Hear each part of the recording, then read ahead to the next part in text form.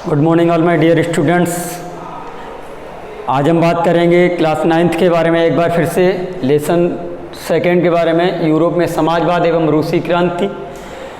जैसा कि हमने पहले वीडियो में आपको बताया था फ्रांसीसी क्रांति के बारे में, 18वीं शताब्दी में फ्रांसीसी क्रांति ने वरन यूरोप ही नहीं बल्कि पूरे विश्व के राष्ट्रों को उनके व्यक्तियों के बारे में विशेष जानकारी प्रदान की।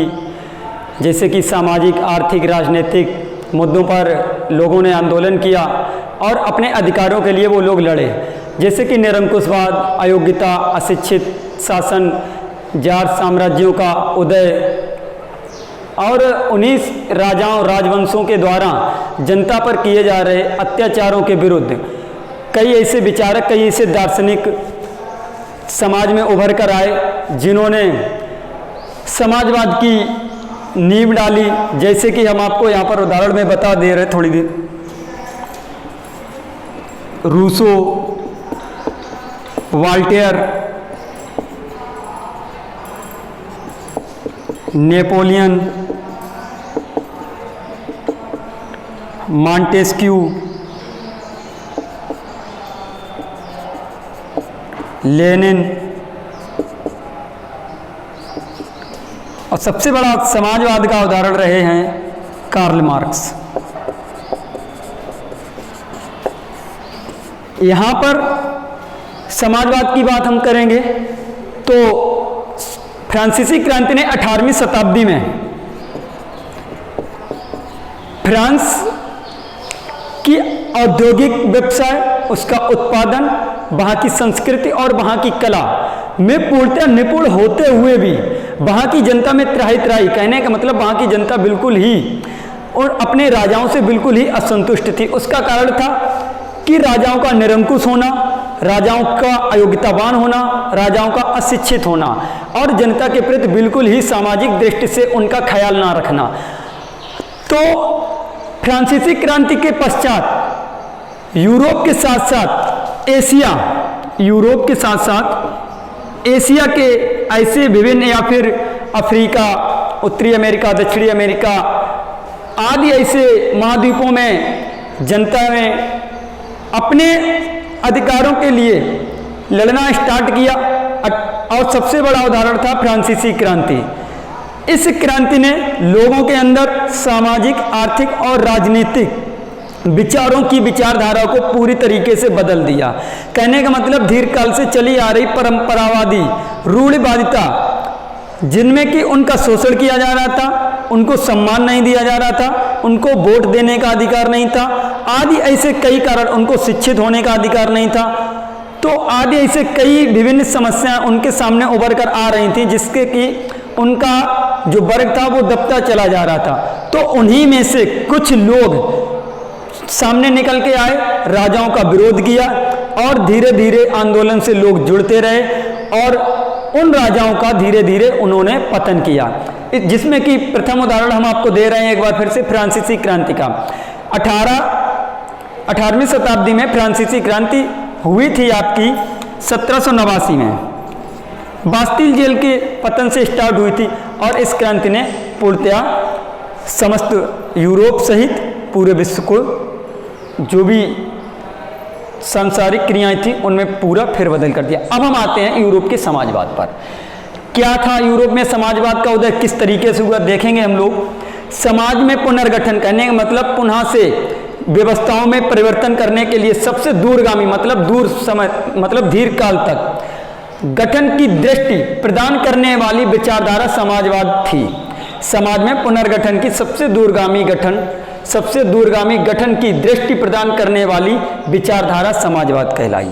इसके बाद हम लोग इसमें देखेंगे सेकंड पॉइंट में 19वीं शताब्दी तक यूरोप में फैले समाजवाद के माध्यम से यह विचार किया गया कि व्यक्तिगत नियंत्रण के आधार पर संपत्ति को सामाजिक रूप से नियंत्रित किया जा सके, को सामाजिक रूप से या फिर सामूहिक रूप से। होता क्या था इन क्रांतियों से पहले, जैसे कि रूसी क्रांति अभी आएगी आपके, या फिर फ्रांसीसी क्रांति ले लें, या फिर ऑस्ट्रिया प्रसा का युद्ध ले लें, कस्तुनतुनिया का युद्ध ले लें। होता क्या था, यहाँ पर जो वर्ग थे, जैसे कि हमने आपको बताया था पहले वीडियो में, कुलीन वर्ग और मध्यम वर्ग। फ्रांसीसी क्रांति के 2 ही ऐसे वर्ग थे जिनमें सर्व शक्तिशाली वर्ग था, और उसमें भी कुलीन वर्ग और पादरी वर्ग में जो सबसे शक्तिशाली वर्ग था या सबसे ज़्यादा उपलब्धियाँ प्राप्त थी वो सिर्फ पादरी वर्ग को थी। तो इन्हीं लोगों ने, जिनके पास अत्यधिक संपत्ति होती थी, कहने का मतलब व्यक्तिगत संपत्ति जिन लोगों के पास अत्यधिक होती थी, वो निचले वर्ग, कहने का मतलब मध्यम वर्ग या फिर साधारण वर्ग के लोगों को दबा हुआ समझते थे, उनको केवल कार्य के लिए ही रखते थे, ना कि किसी मंत्री पद का स्थान देने के लिए और ना अपने समान अधिकार उनको प्रदान करने के लिए। तो हुआ क्या, कुछ समाजवादी व्यक्ति या कुछ दार्शनिक, कुछ विचारधारक ऐसे निकल के आए जिन्होंने समाजवाद का उदय किया, जिन्होंने ऊंच नीच की खाई, अमीर गरीब की खाई को समाप्त किया, अब समानता का भाव लोगों में अग्रसर किया और लोग उनके साथ मिलकर आए, और जिससे कि समाजवाद का गठन हुआ। समाजवाद का जनक जो है कार्ल मार्क्स को बोला जाता है, ये सबसे, और इनसे जो प्रभावित व्यक्ति था वो लेनिन था, रूसो थे। ये ऐसे दार्शनिक हुए हैं जिन्होंने समाजवाद की नींव को आगे बढ़ाया। अब हम आगे बात करेंगे यूरोप में उदारवादी नीति का, रूढ़िवादी नीति का और रेडिकल नीति का। आगे हम इसी वीडियो में आपको बता रहे हैं, आगे हम देखेंगे उदारवादी के बारे में। यूरोप में समाजवाद का जो उदय हुआ था उसमें उदारवादी वर्ग ने क्या क्या किया। सामाजिक परिवर्तन के समर्थकों में से एक समूह उदारवादियों का भी था, जो एक अच्छी, सुसंगठित और प्रशिक्षित स्वायत्त न्यायपालिका के भी पक्षधर थे, जहां सभी धर्मों को समान अधिकार प्राप्त हो। उदारवादी समूह वंश आधारित शासकों की अनियंत्रित सत्ता के विरोधी थे। कहने का मतलब यहां पर आपको समझ में आ रहा होगा, उदारवादी जो समूह था, कहने का मतलब उदारवादी जो लोग थे वो वंश पर आधारित, कहने का मतलब राजा का पुत्र ही राजा, ऐसे शासकों की अनियंत्रित सत्ता जो विभिन्न काल से नियंत्रित, कहने का मतलब विभिन्न काल से, कहने का मतलब सदियों से चली आ रही इस परंपरा पर जो अनियंत्रित थी, कहने का मतलब इन पर किसी भी प्रकार का कोई अंकुश नहीं था, ये निरंकुशवादी थे। इन पर विभिन्न प्रकार के, ये अपनी स्वायत्त इच्छा के अनुसार कार्य करते थे। इन पर किसी भी वर्ग का, किसी भी व्यक्ति विशेष का कोई दबाव नहीं था, के भी ये विरोधी थे। कौन? उदारवाद। आगे हम अगर बात करें बेटा रूढ़िवादी की, तो रूढ़िवादी को देखेंगे हम। ये जो समूह था, ये समूह उदारवादी और रेडिकल दोनों का ही विरोधी था। उसके बाद फ्रांसीसी क्रांति के बाद क्या हुआ, इनकी भी सोच में परिवर्तन हुआ। इन्होंने देखा कि फ्रांस के जब लोग परिवर्तन कर सकते हैं, वहां पर निरंकुशवाद का अंत कर सकते हैं, तो कहीं ना कहीं हमारे रूस के लोग भी ऐसा कर सकते हैं। क्या किया इन्होंने, अपनी सोच में बदलाव आना स्टार्ट कर दिया और धीरे धीरे परिवर्तन के दौर में गुजरने लगे। जैसे कि इनकी भी सोच में परिवर्तन आया और 19वीं शताब्दी तक इनके विचार बदलने लगे। ये जो फ्रांसीसी क्रांति हुई थी 18वीं शताब्दी में हुई थी। अब 18वीं शताब्दी के बाद या कुछ वर्षों के बाद 19वीं शताब्दी का प्रारंभ हुआ। उसके बाद 19वीं शताब्दी तक इनके विचार बदले और इन्हें स्वयं में लगने लगा कि हाँ, हम भी ऐसा कर सकते हैं। तो ये भी परिवर्तन की मार्ग पर चलने लगे और अतीत को देखते हुए, कहने का मतलब फ्रांसीसी क्रांति को देखते हुए, यहाँ पर लिखा है अतीत का सम्मान करते हुए भी ये बदलाव के पक्ष में आ खड़े हुए और इन्होंने समाजवाद की नींव में अपना योगदान दिया। आगे हम बात कर रहे हैं रेडिकल के बारे में।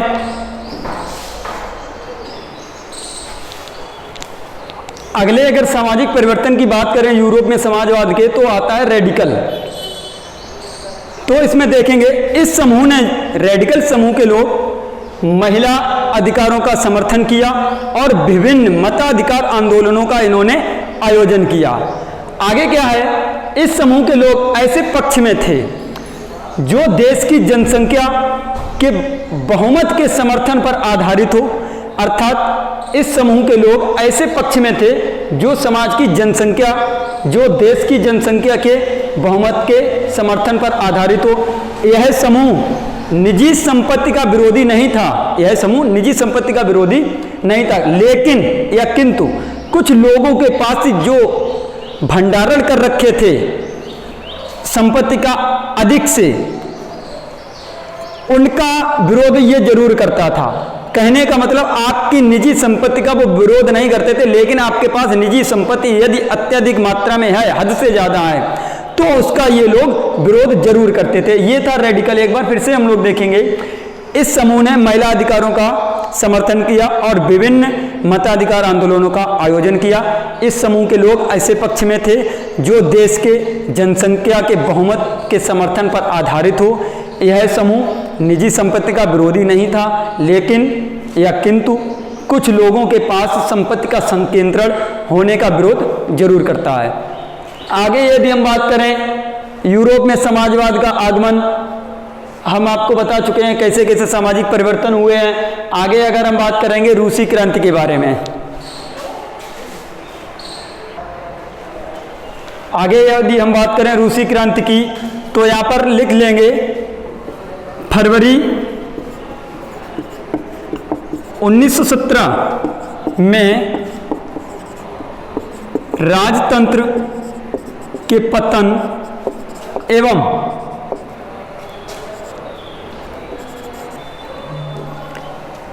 अक्टूबर में घटने वाली घटनाएं रूसी क्रांति कहलाईं। रूसी क्रांति कहलाईं। तो रूसी क्रांति बहुविकल्पी में हो सकता है, पूछ सकता है कि रूस की क्रांति कब हुई थी, तो आप लिखेंगे रूस की क्रांति 1917 में हुई थी। अब हो सकता है कि महीना पूछे तो आप बता सकते हैं 7 नवंबर 1917 को रूस की क्रांति हुई थी। लेकिन रूस की क्रांति से पहले हम रूस की क्रांति या यूरोप में समाजवाद एवं रूसी क्रांति से पहले हम लोग पढ़ेंगे जो इस चैप्टर की सबसे महत्वपूर्ण क्रांति है, खूनी रविवार की घटना। खूनी रविवार की घटना, इसके बारे में। यह खूनी रविवार की घटना थी जो कि वर्ष 1905 में हुई थी। और इसे रविवार की घटना, खूनी रविवार की घटना का नाम क्यों दिया गया? खूनी रविवार की घटना का नाम इसलिए दिया गया क्योंकि यह घटना 1905 में रविवार के ही दिन रूस में घटित हुई थी। आगे अगर हम देखेंगे इसके बारे में, यदि हम खूनी रविवार की घटना के बारे में बात करें तो हमने आपको यहाँ पर बताया है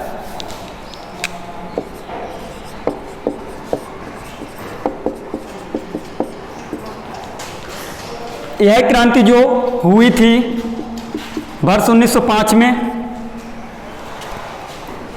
ये जो क्रांति 1905 में हुई थी, रविवार के दिन हुई थी रूस में। और इस क्रांति के जो प्रेरणा थे वो पादरी गैपान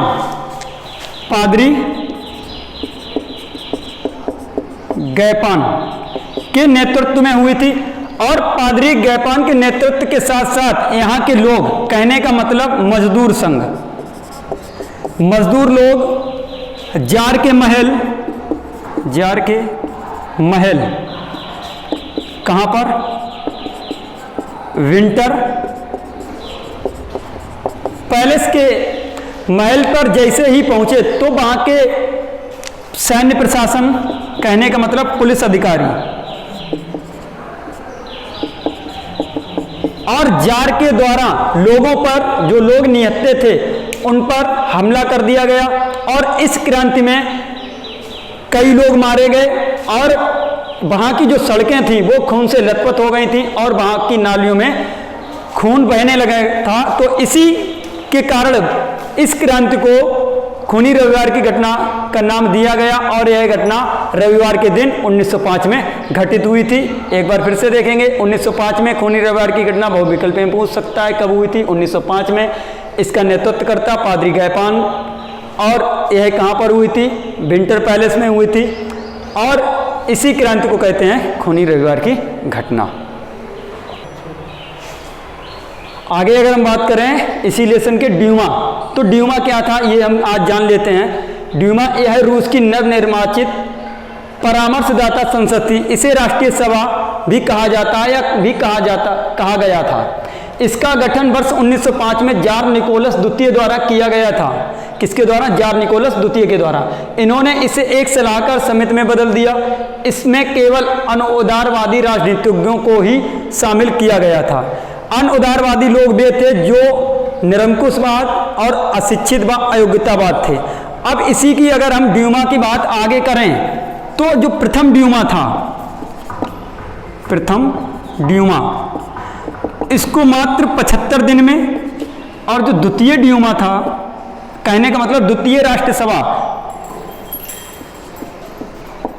इसको मात्र 3 महीने